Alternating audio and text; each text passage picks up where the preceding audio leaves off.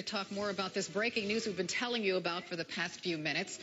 A Pakistani airliner diverted to another airport in London, escorted by a fighter jet, but we don't know why. We know there's some sort of incident that happened on board that Pakistani airplane.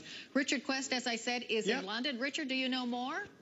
Well, yes and no. I mean, I can tell you a lot of detail about where the plane was going from and to. It was going from Lahore in Pakistan. It's Pakistan International Airways flight 709, Lahore to Manchester in the northwest of England. 297 passengers on board. I can even sort of show you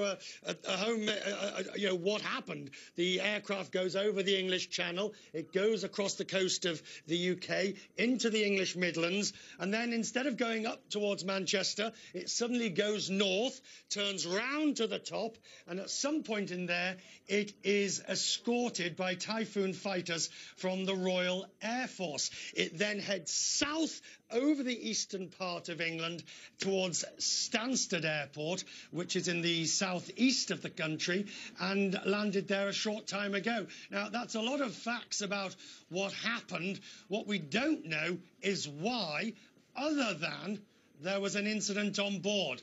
That can range the gamut from full-scale terrorist activity right the way through to drunken, abusive passengers who caused a threat to the aircraft. And would it be possible, in light of what happened in recent days in London, you know, with the terrible murder that took place on that public street, might authorities in Britain be a little, I don't know, nervous? And that's maybe why a British fighter jet escorted this plane to another airport in Stansted? There's absolutely no doubt, none whatsoever, of what you've just said. Security levels have risen in the UK. The threat level is high already. And as a result of what took place on the streets of Woolwich in South London earlier this week, no question, any form of activity. The British Prime Minister David Cameron has made it clear that no stone will be left unturned and everything will be done to ensure the safety of servicemen and, of course, of the country. And with that in mind, there can be no doubt that a heightened state of alert would increase the risk response and the threat response in an incident like this. All right. Well, we also have reporters on the way to that airport to see exactly what's going on.